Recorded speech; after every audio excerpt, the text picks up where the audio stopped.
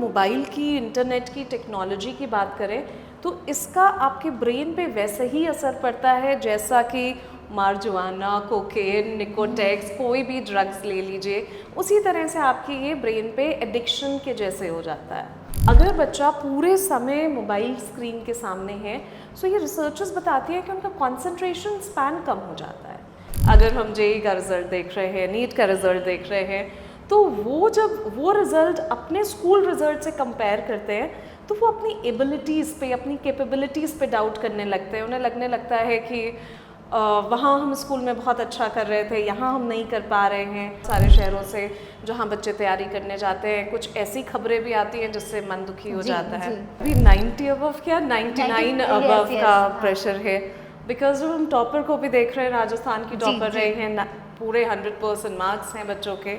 सो ये बहुत ज़्यादा डेफिनेटली प्रेशर क्रिएट करता है, बिकॉज ये कहाँ हमारे बच्चों को परफेक्शन की तरफ ले जा रहा है। स्टूडेंट्स देख भी रहे होंगे, कुछ आपको उनको कुछ लर्निंग स्किल्स, कुछ ऐसा टिप्स देना चाहेंगे जिससे उन्हें पढ़ाई में दिल लगे और उनको याद रहे चीज़ें कुछ इस टाइप। नमस्ते, मेरा नाम आमिना है और आपने हर बार हमें आपकी खबर के स्टूडियो में देखा होगा और साथ ही साथ आप उन लोगों से मिलते हैं जो कहीं ना कहीं आपको इंस्पायर कर रहे होते हैं, काम कर रहे होते हैं नई नई चीज़ों पर। आज हमारे साथ एक ऐसी शख्सियत मौजूद है जो बहुत ही अच्छा काम कर रही हैं, क्योंकि साइकोलॉजिस्ट भी हैं और वो सिविल सर्विसेज की मेंटोर भी हैं। लेकिन आज हम यहाँ पे बात नहीं करेंगे सिविल सर्विसेज से, आज हम बात करेंगे उन बच्चों की, उन स्टडीज़ की बात करेंगे जो हमें क्लास 10 और 12th में पढ़ाया जाता है। क्योंकि कल ही ICSE का रिजल्ट आया है और उनके जो रिज़ल्ट है वो बहुत अच्छा है, लेकिन कहीं ना कहीं उसके दुष्परिणाम भी रहते हैं। और सोशल मीडिया के क्या दुष्परिणाम है उस पर बात करेंगे, और भी बहुत से सवाल हैं जो बच्चों के जहन में होते हैं, पेरेंट्स के जहन में होते हैं। उन सारी तमाम सवालों के जवाब हम बात करेंगे दीप्ति मेहरोत्रा मैम से और जानेंगे सारे जवाब। तो मैम, सबसे पहले आपका बहुत स्वागत है हमारे चैनल में। तो मैम, सबसे पहले तो मेरा एक ही क्वेश्चन रहेगा कि एज अ साइकोलॉजिस्ट आप जब बच्चों से मिलती हैं, या जो अब एक प्रेशर हो गया है 90 अबव परसेंटेज लाने का, वो क्या है, कैसा है ऐसा प्रेशर? आपको करेक्ट करूँगी, अभी 90 अबव क्या 99 अबव का प्रेशर है, बिकॉज जब हम टॉपर को भी देख रहे हैं, राजस्थान की टॉपर रहे हैं, पूरे 100% मार्क्स हैं बच्चों के। सो ये बहुत ज़्यादा डेफिनेटली प्रेशर क्रिएट करता है, बिकॉज ये कहाँ हमारे बच्चों को परफेक्शन की तरफ ले जा रहा है। तो कहीं ना कहीं ग्रोथ कम हो जाती है। बच्चों को लगता है एक पॉइंट है, बस उस पॉइंट तक पहुँचना है। जबकि एज अ साइकोलॉजिस्ट हम लोग कहते हैं बच्चों को that this your journey should always continue, right. तो आपका कोई ऐसा चीज़ नहीं होनी चाहिए जहाँ पे आप आके थम गए जी। और फिर जब बच्चे एकदम 99, 100, फिर कहीं ना कहीं अगर कॉलेज में जाते हैं, कॉलेज में तो 100% आते नहीं हैं। अगर हम जेईई का रिज़ल्ट देख रहे हैं, नीट का रिज़ल्ट देख रहे हैं, तो वो जब वो रिज़ल्ट अपने स्कूल रिज़ल्ट से कंपेयर करते हैं तो वो अपनी एबिलिटीज़ पे, अपनी कैपेबिलिटीज़ पे डाउट करने लगते हैं। उन्हें लगने लगता है कि वहाँ हम स्कूल में बहुत अच्छा कर रहे थे, यहाँ हम नहीं कर पा रहे हैं, शायद हम में कुछ कमी है। और जैसा कि आप और हम जानते हैं, बहुत बार होता है बहुत सारे शहरों से जहाँ बच्चे तैयारी करने जाते हैं, कुछ ऐसी खबरें भी आती हैं जिससे मन दुखी हो जाता है।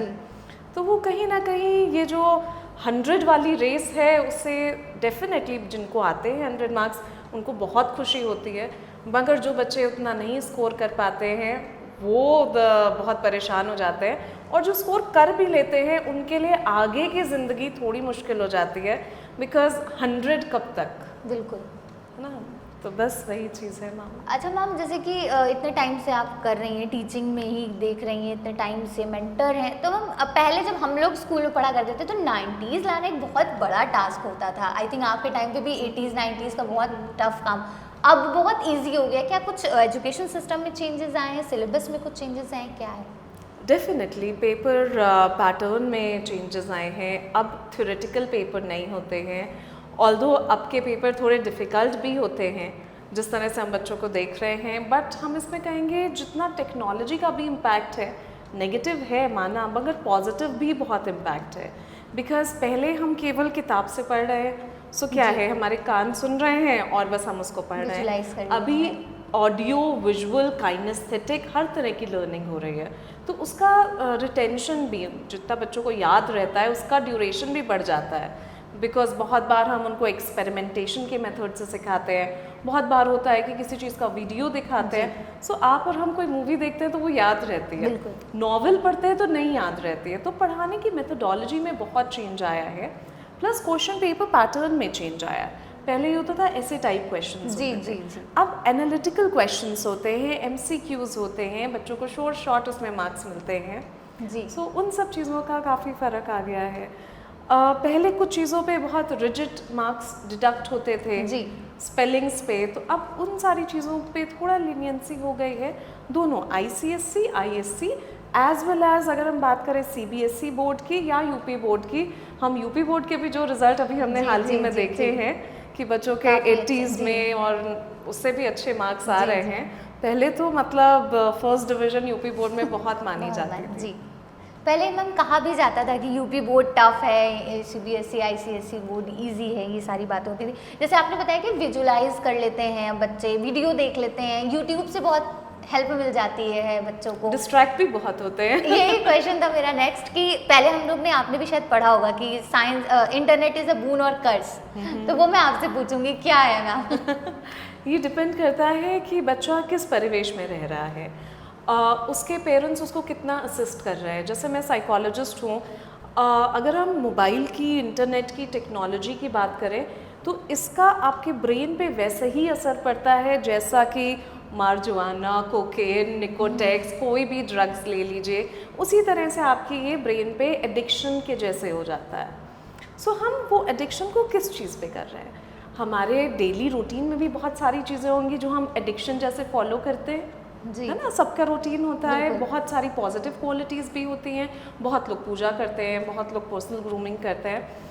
उसी तरह से अगर आप उसको पॉजिटिवली ले रहे हैं, मीन्स ये आपकी टेक्नोलॉजी आपको कहीं ना कहीं हेल्प कर रहा है कि आप अच्छे से लर्न कर पा रहे हैं, आपके गेम्स ऐसे हैं जो कंस्ट्रक्टिव हैं, तो ये ठीक है। एंड फिर एक लिमिटेड पीरियड में अगर बच्चा पूरे समय मोबाइल स्क्रीन के सामने है, सो ये रिसर्चर्स बताती है कि उनका कंसंट्रेशन स्पैन कम हो जाता है।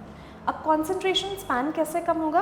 अगर इस स्क्रीन पे मैम हम देख रहे हैं कोई भी चेंज है, हमने अपने ब्रेन को ट्रेन कर दिया है कि उस चेंज को हमें नोटिस करना है। अब बच्चा एग्जामिनेशन हॉल में है, अब कहीं अगर थोड़ी सी आवाज़ आ गई, फ़ैन की आवाज़ आ गई, किसी ने कुछ बोल दिया, बहुत ज़्यादा इरिटेट हो जाते हैं क्योंकि उन्होंने अपने ब्रेन को ट्रेन किया है कोई भी चेंज एनवायरनमेंट में मेरा ध्यान उस पर जाना है।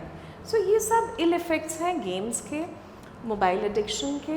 बट हाँ, जब पेरेंट्स असिस्ट करते हैं बच्चों को और एक टाइम ड्यूरेशन में उनको अलाउ करते हैं technology exposure, and they create a balance कि फिज़िकल एक्टिविटी और मोबाइल और वर्चुअल वर्ल्ड में एक बैलेंस होता है, तो डेफिनेटली वो ग्रो करते हैं। मतलब बहुत अच्छी मैम आपने बात बताई कि इतनी देर से आपने बता रही हैं, तो मुझे लगता है कि स्टूडेंट्स देख भी रहे होंगे कुछ, आपको उनको कुछ लर्निंग स्किल्स, कुछ ऐसा टिप्स देना चाहेंगे जिससे उन्हें पढ़ाई में दिल लगे और उनको याद रहें चीज़ें, कुछ इस टाइप? जैसे कि बच्चों से स्पेशली कहूँगी, हम 3 तरह के लर्नर्स पे बात करते हैं। कुछ लोग होते हैं जो ऑडिटरी लर्नर्स होते हैं, ऑडिटरी मतलब आवाज़ सुन करके। कुछ लोग देख करके चीज़ें समझ पाते हैं, उनको हम विजुअल लर्नर्स कहते हैं। और कुछ लोग ऐसे होते हैं जो टैक्टाइल लर्नर्स होते हैं, काइनेस्थेटिक लर्नर होते हैं। वो जब एक्सपेरिमेंट्स करते हैं तो उनको चीज़ें समझ आती हैं। अब ये तीनों तरह की लर्निंग हर इंसान में प्रेजेंट होती है। हो सकता है लिटरेचर सब्जेक्ट्स के लिए मैं एक ऑडिटरी लर्नर हूँ, तो अगर मैं ऑडिटरी लर्नर हूँ तो मैं क्या कर सकती हूँ, टेक्नोलॉजी का यूज़ करके अच्छे से लर्न कर सकती हूँ। मीन्स अपना फ़ोन लिया या कोई भी रिकॉर्डर लिया, उसको फ्लाइट मोड पे डाल दिया, आंसर रिकॉर्ड कर लिया, जब खाली हैं तो उसको हैंड फ्री लगा के सुन लिया। ऑडिटरी लर्नर को सुन के जल्दी याद होता है। सो बहुत सारे बच्चे होते हैं वो अपने फ्रेंड से, पेरेंट्स से कह देते हैं इसको पढ़ लो, मैं सुन रहा हूँ या मैं सुन रही हूँ। जी। सो उनको जानना पड़ेगा किस एरिया में वो ऑडिटरी हैं। बहुत बच्चे होते हैं जिनको ये याद आता है एग्ज़ाम लिखते समय कि उस बुक में, उस पेज में यहाँ पे ये डेफिनेशन लिखी हुई थी, और उनको विजुअलाइज कर पाते हैं वो। सो वो बच्चे फ्लैश कार्ड्स बना लें, फ्लो चार्ट्स बना लें, अपनी स्टडी टेबल पे अगर कोई फार्मूला नहीं लर्न हो रहा है तो बड़ा बड़ा लिख लें। उसको देख के लर्न नहीं करना, उसको बस देखना है, वो माइंड में एज अ पिक्चर स्टोर हो जाता है। जैसे अगर मैं आपसे कहूँ एक फ्लावर की इमेज, तो आपको फ्लावर तो आ गया ना, पूरा ही फ्लावर आ गया मन में, तो वो हम ये तो नहीं देख रहे हैं उसकी एक पत्ती या एक वो, इसी तरह से कोई टेबल है, कोई डायग्राम है, हम बच्चों से कहते हैं बड़ा सा बना करके अपनी स्टडी स्पेस पे स्टिक कर लो। तो उससे क्या होता है, जब वो देखते रहते हैं तो एज ए इमेज स्टोर हो जाता है। और कुछ बच्चे होते हैं जिनको हैंड्स ऑन समझ में आता है, तो उनको हम कुछ प्रोजेक्ट्स कराते हैं, उनको कुछ ऐसे वीडियोस दिखाते हैं जिसमें वो कॉन्सेप्ट एक्सप्लेन हो रहा होता है, so then they develop better understanding. तो बात करी जाए तो अब मगअप ख़त्म हो गया है एक तरह से जी। सो अब बहुत लिमिटेड रोट लर्निंग रह गई है, जी। बाकी अंडरस्टैंडिंग के लिए हम ये सारी चीज़ें फॉलो करते हैं। Okay, thank you so much ma'am, जो आपने इतनी सारी बातें हम लोग को बताई, और मुझे लगता है कि जो हमारे स्टूडेंट्स देख रहे हैं बहुत काम आएगा। आई विश आप मुझे पहले मिली होती तो मेरे भी 12 के मार्क्स और अच्छे हो जाते हैं। तो फिलहाल ma'am thank you so much आपके टाइम देने के लिए। तो ये थी हमारे साथ दीप्ति मैम, जिन्होंने बहुत सारी बात बताई, बहुत सारे अच्छे टिप्स भी दिए। तो आई थिंक और आई प्रे कि आप भैया एकदम शुरू से इनको देखते रहें, इनकी वीडियो, और समझते हैं और अच्छे मार्क्स अपने 10th 12th में लेकर आए। फिलहाल हम फिर मिलेंगे किसी और वीडियो के साथ। बने रहिए और देखते रहिए आपकी खबर।